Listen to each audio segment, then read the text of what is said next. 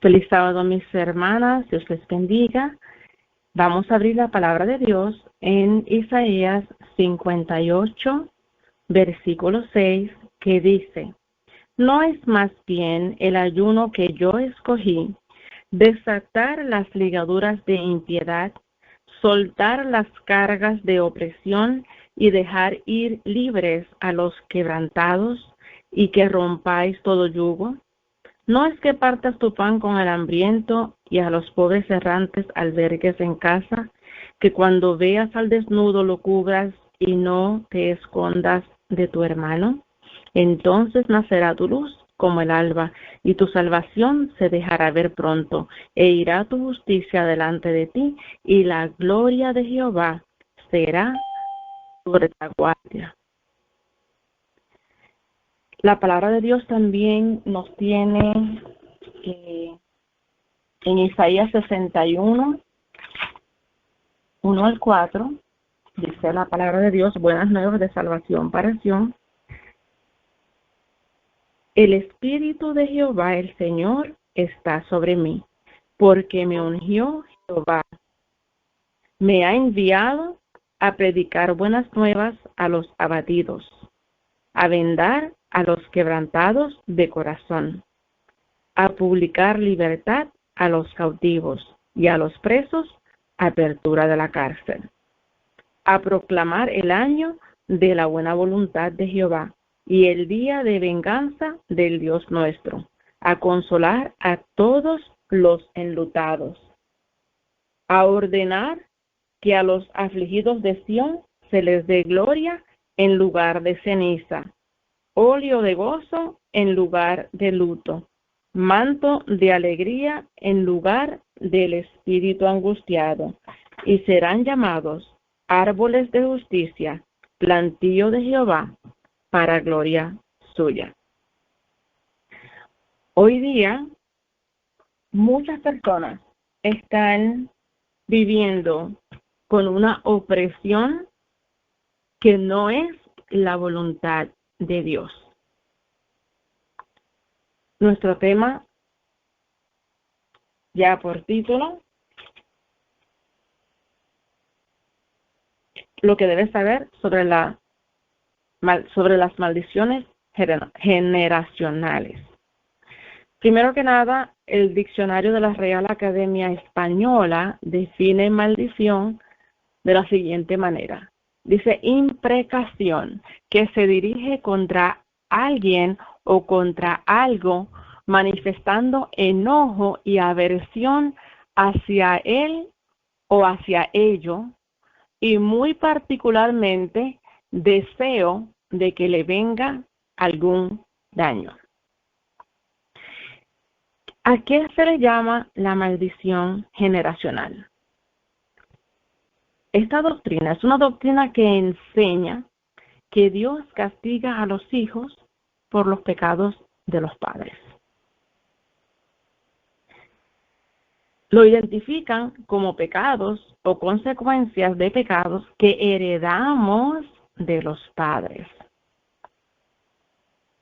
Según los que predican esta doctrina, si tú tienes una maldición generacional o maldición ancestral, según ellos, estás predispuesto a cometer los mismos pecados que tus padres. Atribuyen a una maldición generacional problemas constantes, enfermedades persistentes, adicciones, crisis financieras recurrentes.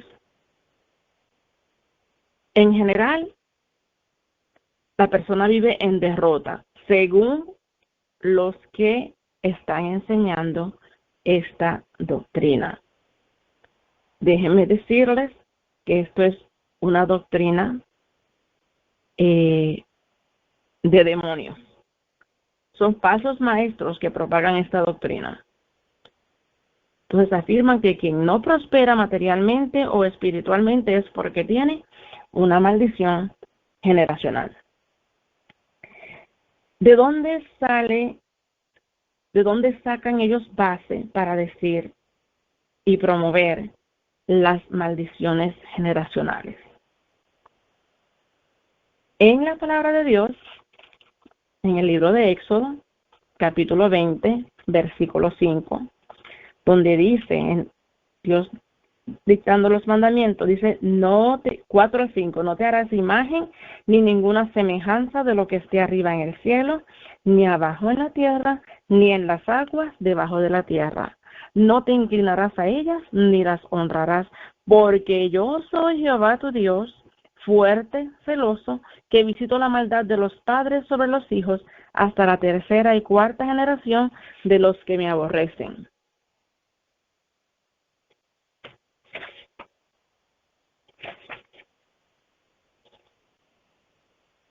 También en Números 14, 18, que dice, Jehová tardo para la ira y grande en misericordia, que perdona la iniquidad y la rebelión, aunque de ningún modo tendrá por inocente al culpable, que visita la maldad de los padres sobre los hijos, hasta los terceros y hasta los cuartos.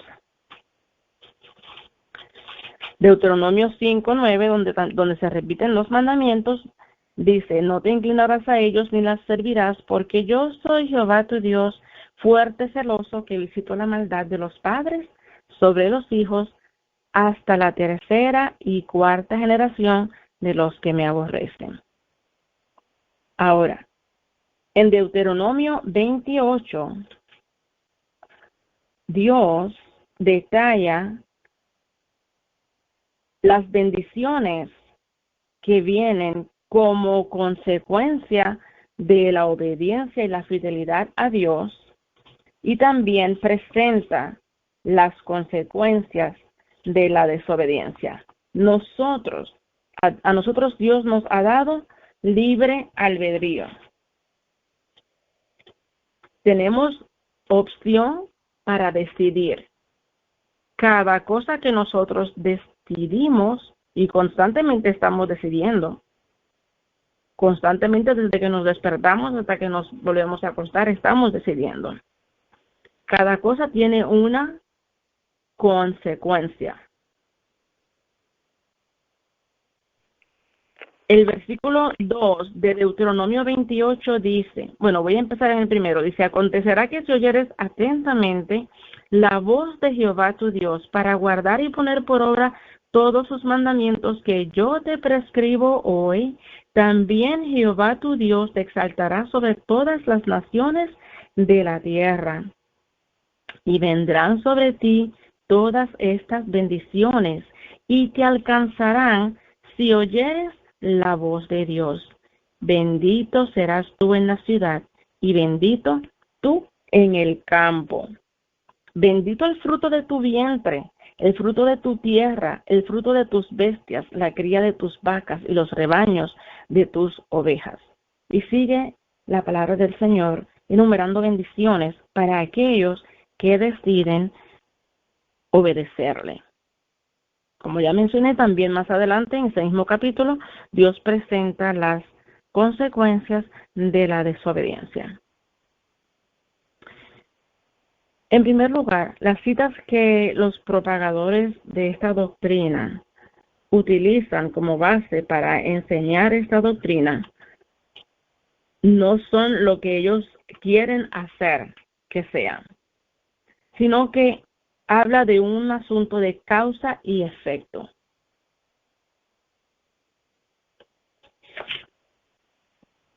¿Quiénes van a tener consecuencias negativas? Los que aborrecen a Dios. Estoy buscando Éxodo 20.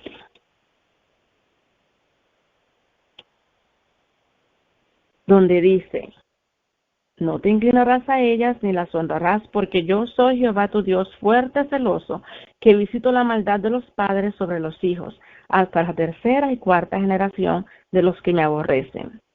Y el 6 dice, y hago misericordia a millares, a los que me aman y guardan mis mandamientos.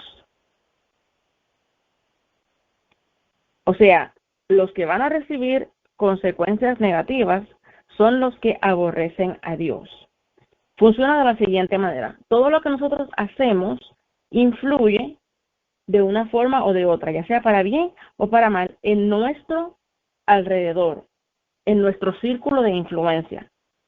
Los valores y también los conceptos, los hábitos equivocados o buenos se transmiten y tienen impactos en aquellos que están a nuestro alrededor. Perduran en nuestra descendencia. Por ejemplo, muchas de las llamadas enfermedades crónicas vienen como consecuencia de malos hábitos, malas costumbres que hemos aprendido. Por ejemplo, si una persona está acostumbrada constantemente a comer comida chatarra, lo que denominamos comida chatarra, obviamente su salud en general va a decaer como consecuencia de su alimentación. Entonces, si se enferma, no es porque está maldito, no es porque viene cargando algún pecado que haya cometido su padre o su madre, sino que los mismos hábitos, posiblemente si aprendió en su casa que lo que se come es chatarra, posiblemente continúe ese estilo de vida. Si más tarde desarrolla una enfermedad, no es porque Dios lo maldijo, es porque aprendió un estilo de vida equivocado en su casa. Y si continúa ese patrón, eventualmente vamos a ver las consecuencias.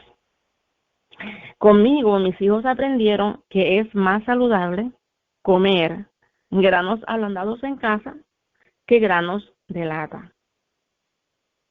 Desde que ellos conocieron, esto me ha sorprendido, pero me da gusto. Desde que ellos conocieron a las que hoy son sus esposas, o sea, desde que andaban de novios con ellas, ellos les dijeron que no se compraban habichuelas de lata, que había que comprar su olla de presión y ablandar sus granos en casa para comer más saludable. Y hasta el día de hoy, gracias a Dios les doy por eso. Eso es un ejemplo de un hábito, una costumbre que se aprendió en casa y que hoy veo, gracias a Dios, que mis hijos están poniendo en práctica. O sea, lo que aprendemos en casa, puede ser que los nuestros continúen haciéndolo. Eso fue algo positivo. ¿Qué tal si los hubiera enseñado otra cosa que era negativa? Posiblemente hubieran continuado con cualquier otra práctica que no fuera la mejor. Una familia donde se teme a Dios y se le busca diariamente tiene la esperanza de que sus hijos también busquen a Dios de corazón, porque se han sentado bases. No significa que no van a haber problemas en el camino. No significa que los hijos de cada padre que le sirve a Dios se van a mantener en el camino, pero hay una mejor probabilidad, porque lo que nosotros hacemos tiene influencia sobre los nuestros. Un hogar disfuncional donde el padre golpea a su familia, es probable que alguno de sus hijos siga el mismo patrón de conducta violenta, pero depende de la elección individual de cada uno. Hay hijos que deciden seguir ese patrón, que fue lo único que aprendieron. Hay otros que deciden que ese no va a ser su estilo de vida ni su conducta, pero toman sus decisiones. Un padre que es vago, holgazán, que es irresponsable, que prefiere ir a robar antes que ganarse honestamente el pan diario, le va a transmitir a sus hijos un mal ejemplo. Entonces, si el hijo decide practicar lo mismo que practicó su padre, no es porque el hijo está maldito, porque su padre hizo algo malo y Dios lo maldijo, sino porque él decidió continuar ese patrón de vida. Números 23, versículo 8, nos dice la palabra de Dios: ¿por qué maldeciré yo al que Dios no maldijo? ¿Y por qué he de execrar al que Jehová no ha execrado? Este versículo está en el contexto de la historia del profeta Balaam, cuando el rey Balac lo llamó para que maldijera al pueblo de Dios. Y 3 veces Balaam abrió su boca, pero ya le había advertido al rey Balac que él solamente podía decir lo que Dios le pusiera en su boca. Y Dios no permitió que Balaam maldijera al pueblo de Dios. Al contrario, lo bendijo. Pero dice así, porque esas palabras se las puso Dios en la boca a Balaam. ¿Por qué maldeciré yo al que Dios no maldijo? Luego más adelante en el versículo 23 de Números 23 dice, porque contra Jacob no hay agüero ni adivinación contra Israel, como ahora será dicho de Jacob y de Israel lo que ha hecho Dios. O sea, miren lo que Dios ha hecho con Israel. Sucede que incontables creyentes en Dios viven engañados con la idea de que tienen sobre ellos una maldición generacional. Y de eso en gran medida se lucran los falsos maestros que constantemente enseñan lo que muchos conocen como el Evangelio de la Prosperidad. Si nosotros vamos a la historia del Nuevo Testamento, nosotros no encontramos ninguna mención en la Biblia de que los apóstoles hicieron una reunión para liberar a nadie de maldiciones generacionales. No se menciona ningún servicio, ninguna reunión con tal motivo. En caso del hijo lunático, que eso está en Mateo 17:21, Jesús dijo, este género no sale sino con oración y ayuno. Y en ningún momento se dice que fue porque el padre o su abuelo hubieron pecado. Quienes hemos conocido a Jesús, amados, somos una nueva criatura. Cristo llevó en sí mismo nuestro pecado, nuestro dolor, nuestra maldad y nos sentó juntamente con Cristo en los lugares celestiales. Romanos 8:1 dice, ahora pues, ninguna condenación hay para los que están en Cristo Jesús, los que no andan conforme a la carne, sino conforme al Espíritu. Cuando nosotros leemos detenidamente estas citas donde se dieron los mandamientos, podemos ver, si leemos completo, lo que Dios habla de aquellos que le aborrecen. Si nosotros creemos en Dios, hemos sido lavados por la sangre de Jesús, no hay ninguna maldición generacional sobre nosotros. Esto no es una doctrina bíblica. Los que están promoviendo esto, están sacando las cosas fuera de contexto y lo vamos a seguir viendo a medida que vamos progresando en el tema. Romanos 8:1, ahora pues ninguna condenación hay para los que están en Cristo Jesús, los que no andan conforme a la carne, sino conforme al Espíritu. Romanos 12:1 y 2. Dice, así que hermanos, os ruego por las misericordias de Dios que presentéis vuestros cuerpos en sacrificio vivo, santo, agradable a Dios, que es vuestro culto racional. No os conforméis a este siglo.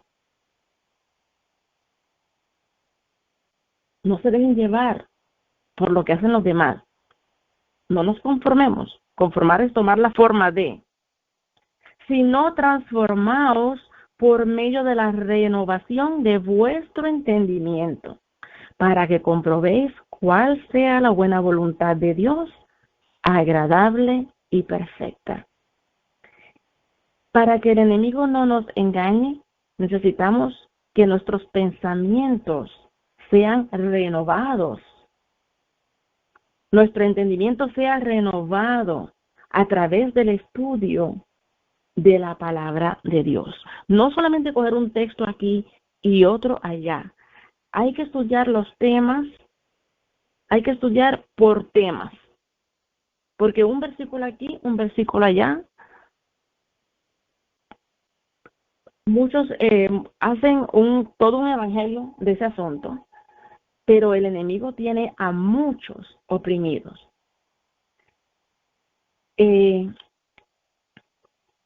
Quiero explicarles un poquito los peligros que yo he visto en esta doctrina. Primero que nada, los que abogan por esta doctrina dicen que nosotros estamos cargando los pecados de nuestros antepasados.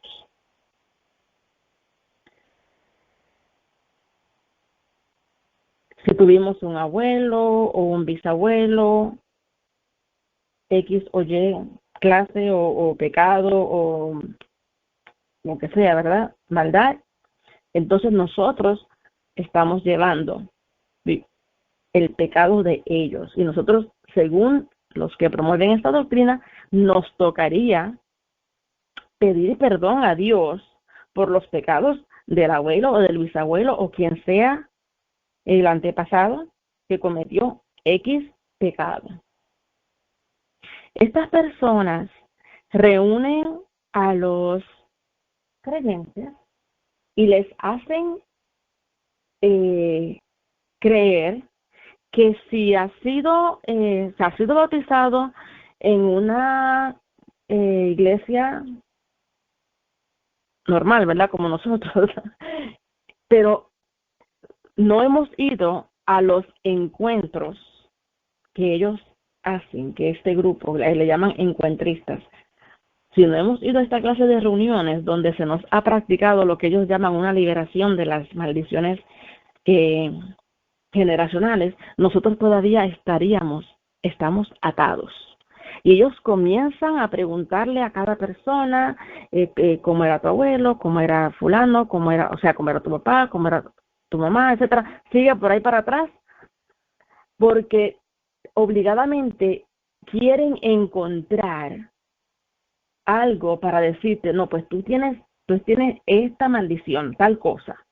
Y entonces se aprovechan de la supuesta maldición para que tengan que practicársele a estos creyentes los servicios y los ritos que ellos hacen para supuestamente liberarlos de las maldiciones ancestrales. Amados, estos son doctrinas de demonios y les voy a decir por qué.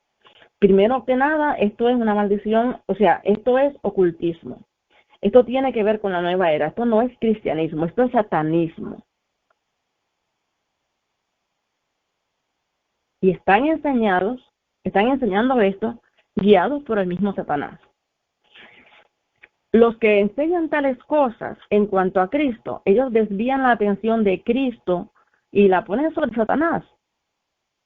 Atenta contra la suficiencia de Cristo y su poder. Inclusive, no solo minimiza a Cristo y su poder. Ante la humanidad, limita el poder de Dios como si la sangre de Cristo no hubiera sido suficiente. O sea, no solamente lo minimiza, sino que también lo excluye y lo hace mentiroso, porque ¿acaso el Evangelio es ineficaz? ¿No vino Cristo a traer buenas nuevas de salvación? Ellos enseñan que el supuesto maldito debe hacer, debe decretar, debe reclamar, debe atar, debe ofrendar. O sea, entonces es liberación por medio de obras. O sea, la sangre de Cristo no es suficiente, según lo que estas personas enseñan.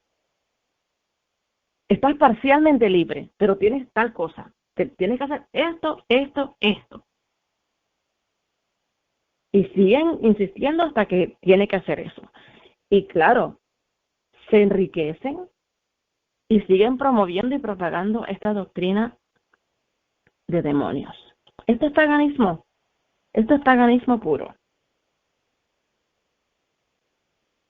los llevan a retiros, donde esto es lo que ellos practican, las supuestas reuniones, ritos para liberación de generaciones, de maldiciones generacionales.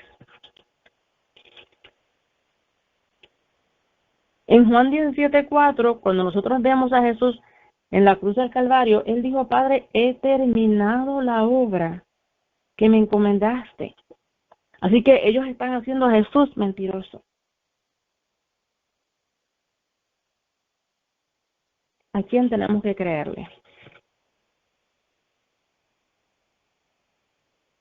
En cuanto al individuo, esta clase de doctrina está promoviendo la irresponsabilidad del individuo, la irresponsabilidad personal, digo yo, porque le está quitando la responsabilidad a cada cual por su pecado. Y dices: no, porque es que yo soy así, porque es que mi papá era esto, mi mamá era aquello, el abuelo, el tío hizo tal cosa, y yo pues, esa es la maldición que tengo sobre mí, ¿qué puedes esperar? O sea, entonces, no le importa a esta persona que supuestamente tiene este problema, este pecado, esta situación de vida, no le interesa resolver su situación, no le interesa ir a Cristo, no le interesa someter, morir al pecado, como dice Pablo: cada día muero, con Cristo estoy juntamente crucificado, no vivo yo, más vive Cristo en mí. No, porque Él es así, porque aquel hizo esto, aquel hizo la otra, y yo, entonces fíjate, estoy maldito. Entonces, no toma responsabilidad por su situación, por su pecado, se mantiene en una supuesta atadura, en una situación de la que el enemigo se aprovecha constantemente. Además, esta clase de doctrina distorsiona el carácter de Dios, porque está haciendo ver a Dios como que es totalmente injusto.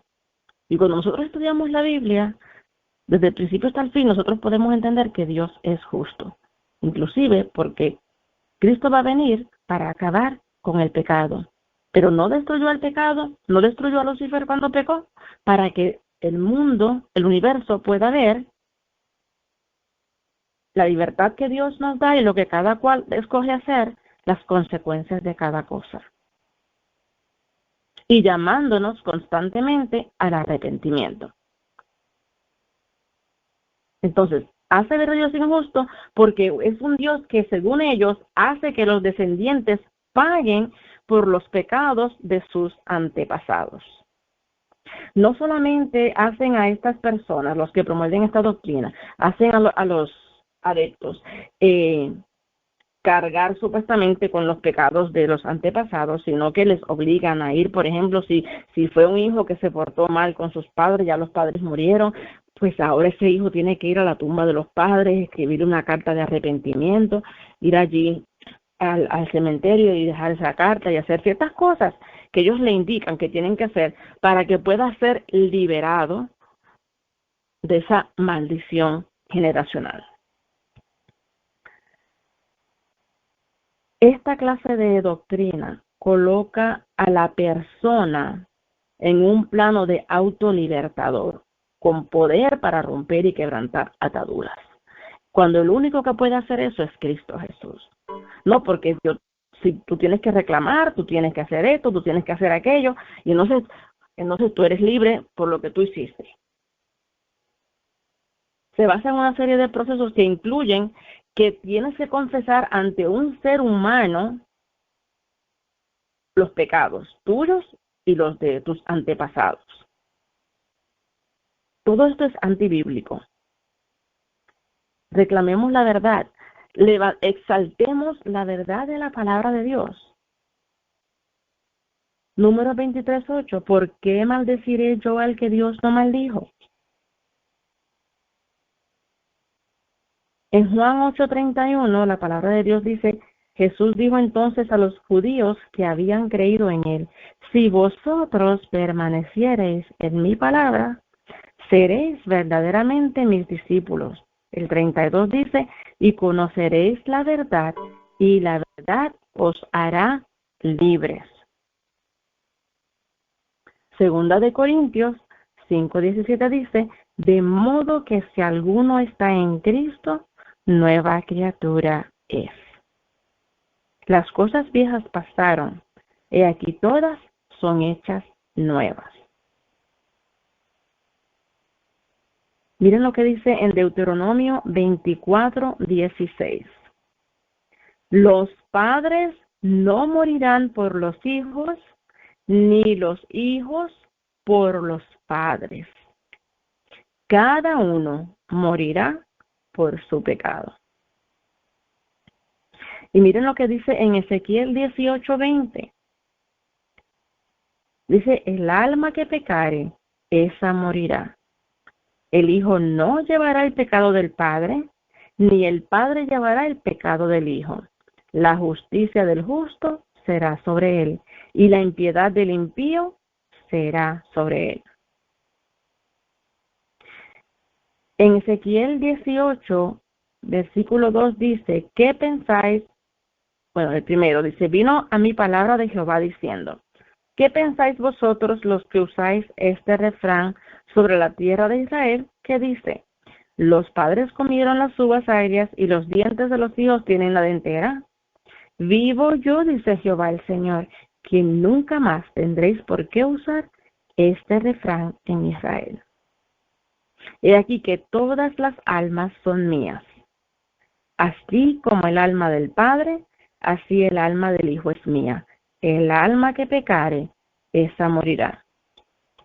Y el hombre que fuere justo, e hiciere según el derecho y la justicia, que no comiere sobre los montes, ni alzare sus ojos a los ídolos de la casa de Israel, ni violare a la mujer de su prójimo, ni se llegare a la mujer menstruosa, ni oprimiere a alguno, que al deudor devolviere su prenda, que no cometiere robo, y que diere de su pan al hambriento, y cubriere al desnudo con vestido, que no prestare a interés ni tomare usura, que de la maldad retrajere su mano, e hiciere juicio verdadero entre hombre y hombre, en mis ordenanzas caminare y guardare mis decretos para hacer rectamente, este es justo, este vivirá, dice el Señor.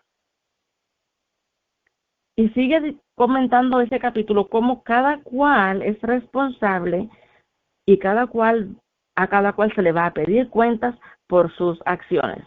Mas si engendrare hijo ladrón, aquel que fue bueno y justo, engendrare hijo ladrón, derramador de sangre, o que haga alguna cosa de estas, y que no haga las otras, o sea, las buenas, que haga las malas en vez de las buenas, entonces dice que todas esas abominaciones hizo, de cierto morirá. Su sangre será sobre él, dice el versículo 13. Pero si el 14, si este engendrare hijo, el cual viere todos los pecados que hizo su padre, y viéndolos, no hiciere según ellos, no comiere sobre los montes, ni alzare los ojos a los ídolos de la casa de Israel, la mujer de su prójimo no violare, ni oprimiere a nadie, etcétera. Dice, este no morirá por la maldad de su padre. ¿Por qué no va a morir? Porque este vio lo que hizo su padre, pero decidió no hacerlo de igual manera. Este no morirá por la maldad de su padre, de cierto vivirá. Su padre, por cuanto hizo agravio, despojó violentamente al hermano e hizo en medio de su pueblo lo que no es bueno, he aquí que él morirá por su maldad. Y si dijereis, ¿por qué el hijo no llevará el pecado de su padre? Porque el hijo hizo según el derecho y la justicia, guardó todos mis estatutos y los cumplió, de cierto vivirá. El alma que pecare, esa morirá. El hijo no llevará el pecado del padre, ni el padre llevará el pecado del hijo. La justicia del justo será sobre él, y la impiedad del impío será sobre él. Amados, cuando nosotros estudiamos la palabra de Dios, necesitamos estudiar el contexto inmediato de la cita que está en cuestión, y también necesitamos estudiar el contexto general, o sea, del tema. lo que dice la Biblia en general acerca de ese tema. Un ejemplo de contexto inmediato para aquellos que no podemos hablar nada absolutamente negativo porque entonces se nos va a cumplir. Hay un versículo en Proverbios 6:2 que dice así: te has enlazado con las palabras de tu boca y has quedado preso en los dichos de tus labios. Si leemos solamente eso, decimos, ahora sí es verdad, ya dije tal cosa, ya dije que estoy enferma, pues ahora entonces ya me voy a enfermar. No, pues no es así. Miren lo que dice el contexto inmediato. Esto fue Proverbios 6:2, lo que les leí. Miren lo que dice Proverbios 6, versículo 1. Dice, hijo mío, si salieres fiador por tu amigo, si has empeñado tu palabra a un extraño, ahora el 2, te has enlazado con las palabras de tu boca y has quedado preso en los dichos de tus labios. Haz ahora, dice el 3, hijo mío, haz esto ahora, hijo mío, y líbrate, ya que has caído en la mano de tu prójimo. Ve, humíllate y asegúrate de tu amigo. O sea, cuando leemos el texto antes y el texto después, vemos un cuadro diferente al que veíamos solamente al leer el versículo 2.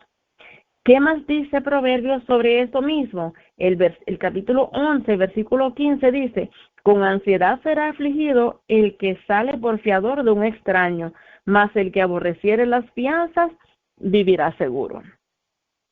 Y en el capítulo 22, versículo 26 dice, no seas de aquellos que se comprometen, ni de los que salen por fiadores de deudas. Ya estamos viendo un contexto no solamente inmediato, sino un contexto general. Así tenemos que estudiar la palabra de Dios. La palabra de Dios no se contradice. Entonces, recordemos también que en el capítulo 9 de Juan, los discípulos le preguntaron a Jesús cuando vieron a un ciego. Estoy abriendo la palabra de Dios en Juan.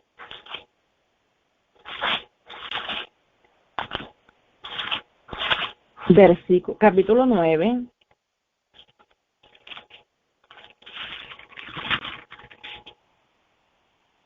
Dice, al pasar Jesús vio a un hombre ciego de nacimiento y le preguntaron sus discípulos diciendo, Rabí, ¿quién pecó, este o sus padres, para que haya nacido ciego?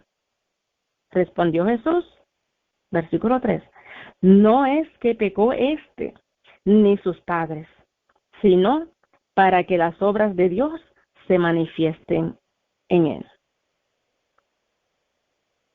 Amados, cuando Dios permite ciertas cosas en nuestra vida, Dios tiene un propósito. Cada acción nuestra tiene una consecuencia. Miren lo que dice Gálatas 5:1. Estad pues firmes en la libertad con que Cristo nos hizo libres, y no estéis otra vez sujetos al yugo de la esclavitud. Nosotros tenemos luchas diarias, no maldiciones, porque si Dios nos bendijo, nadie nos puede maldecir. Tenemos un seguro y suficiente Salvador. Él está constantemente intercediendo por ti y por mí. Nosotros no tenemos que creer cualquier cosa sin buscar la base bíblica en todo su contexto. ¿Por qué? Porque el enemigo está constantemente queriendo agobiarnos, queriendo tener poder sobre nosotros. Y si nosotros le creemos a esas mentiras, vamos a vivir agobiados, angustiados, porque no tenemos supuestamente remedio para las maldiciones que, según aquellos que abogan por eso, llevamos de por vida. Entonces, si no nos sometemos a esos ritos y a esas obras, según ellos, no podemos ser liberados. Entonces, hacemos a Jesús mentiroso, vivimos agobiados, anulamos su sacrificio en favor nuestro porque no es suficiente para para salvarnos, para liberarnos si hemos creído en Él. Tenemos que volver a ser liberados por nuestras acciones. Esto es paganismo, amados. Esto es satanismo. Esto es ocultismo. Esto es magia. Esto es todo lo que no debe ser. Nada de lo que tenga que ver con nosotros como hijos de Dios. El enemigo quiere tener ese poder sobre nosotros, pero nosotros tenemos que renovar nuestro entendimiento a través del estudio de la palabra de Dios. Recordemos que la historia de Job nos muestra que solamente hasta donde Dios le permitió llegar, pudo llegar el enemigo. Hoy nosotros podemos tener, y los cristianos de todas las edades han tenido esperanza a través y confianza de que Dios está con nosotros a través de la historia de Job. El enemigo no puede ir más allá de donde Dios le permita. Dios está al control de nuestra vida. Dios nos ama y Dios no quiere que vivamos en oscuridad. La sangre de Cristo es suficiente. Cristo hizo provisión para ti y para mí en la cruz del Calvario. Tenemos las herramientas que Dios pone a nuestro alcance. Si cada día nos encomendamos al Señor, cada día nos sometemos a la conducción del Espíritu Santo para vivir guiados por el Espíritu Santo, el Espíritu Santo nos renueva la mente a través del estudio de la palabra de Dios. Y entonces tú y yo podemos vivir en libertad de espíritu. No tenemos por qué andar agobiados y confesando pecados que no son nuestros y haciendo ritos y cosas para supuestamente ser libres, porque la palabra de Dios dice que nosotros fuimos liberados y limpiados por la sangre de Jesús. Ahora, hay una cita del Espíritu de Profecía hablando sobre los mandamientos. Recuérdense que la doctrina de la maldición generacional viene porque han agarrado este versículo en Éxodo y en Deuteronomio donde Dios dice los mandamientos. Entonces, hablando específicamente sobre los 10 mandamientos, en Historia de los Patriarcas y Profetas, capítulo 27, se titula ese capítulo La ley dada a Israel. Dice lo siguiente, en la página 278, dice, no tendrás dioses ajenos delante de mí, no te harás imagen ni ninguna semejanza de lo que esté arriba en el cielo, ni abajo en la tierra, ni en las aguas debajo de la tierra. No te inclinarás a ellas, ni las honrarás. Dice, este segundo mandamiento prohíbe adorar al verdadero Dios mediante imágenes o figuras. Muchas naciones paganas aseveraban que sus imágenes no eran más que figuras o símbolos mediante los cuales adoraban a la deidad, pero Dios declaró que tal culto es un pecado. El tratar de representar al Eterno mediante objetos materiales degrada el concepto que el hombre tiene de Dios. La mente, apartada de la infinita perfección de Jehová, es atraída hacia la criatura más bien que hacia el Creador, y el hombre se degrada a sí mismo en la medida en que rebaja su concepto de Dios. Imagínense cómo quieren estas personas, son utilizadas por el enemigo para inutilizar el sacrificio de Cristo en nuestro favor. Porque lo que están haciendo es creando personas que están, según ellos, malditas, y entonces estas personas viven en una angustia hasta que tienen que hacer grandes ofrendas y todo este sinnúmero de ritos y cosas que les enseñen los propagadores de estas doctrinas, para entonces ser libres. Esto no es lo que la palabra de Dios enseña. Pero miren lo que sigue diciendo acá la sierva del Señor, bien cortito. Yo soy Jehová tu Dios fuerte, celoso. La relación estrecha y sagrada de Dios con su pueblo se representa mediante el símbolo del matrimonio, puesto que la idolatría es adulterio espiritual, el desagrado de Dios bien puede llamarse celos.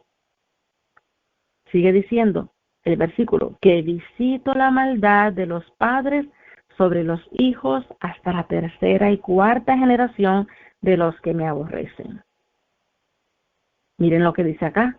Es inevitable que los hijos sufran las consecuencias de la maldad de sus padres, pero no son castigados por la culpa de sus padres, a no ser que participen de los pecados de estos. O sea, tú y yo tenemos libre albedrío para escoger. Sigo el ejemplo equivocado de aquel que de mi padre o de mi madre o de mi abuelo, o voy a seguir el ejemplo que nos dice la palabra de Dios. Nuestro ejemplo es Cristo. Sin embargo, generalmente los hijos siguen los pasos de sus padres. Por herencia y por el ejemplo, los hijos llegan a ser participantes de los pecados de sus progenitores.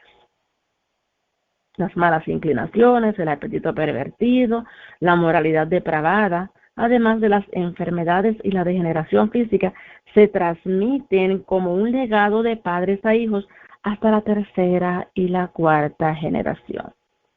Ustedes saben, amados, que cuando Adán fue creado era un hombre bien alto. No medía 5 pies ni medía 6 pies. Era casi el doble, si no más. No recuerdo ahora mismo exactamente cuánto era que medía, pero mucho más de lo que hoy día. ¿Qué ha pasado con la raza humana? Cada generación, cada generación va menguando su estatura, su físico, su salud va menguando. Todo se ha ido degenerando a causa del pecado que reina en este mundo y también de nuestras propias decisiones. Entonces, dice acá, por herencia y por ejemplo, los hijos llegan a ser participantes de los pecados de sus progenitores. Las malas inclinaciones, el apetito pervertido, la moralidad depravada, además de las enfermedades y la generación física, se transmiten como un legado de padres a hijos hasta la tercera y la cuarta generación. Esta terrible verdad debiera tener un poder solemne para impedir que los hombres sigan una conducta pecaminosa. Cuán cuidadosos necesitamos ser de que el ejemplo y el legado que nosotros ejerzamos a nuestro alrededor sea una influencia de bendición, porque las malas costumbres se transmiten. Mis hijos muy probablemente van a tener las debilidades de carácter que vieron en mí o en su padre, etcétera. Si hay un padre alcohólico, pues entonces los hijos tienen mayor propensidad a seguir ese camino. Pero no fue porque Dios los está haciendo pagar el pecado de sus padres. Aquí está claro. Ellos no son castigados por la culpa de sus padres. Dios quiere que nosotros andemos en libertad. Dios quiere que nosotros conozcamos la verdad para que seamos libres en Cristo Jesús. Pidámosle al Señor que nos ayude a ser fieles, a creer a su palabra, a estudiar con diligencia y a no creer las mentiras del enemigo, sino creerle a Dios y a su palabra. Cuando oremos por nuestros hijos, recordemos que Dios también tiene promesas para ti y para mí. Si hemos fallado, nosotros tenemos que pedirle perdón a Dios.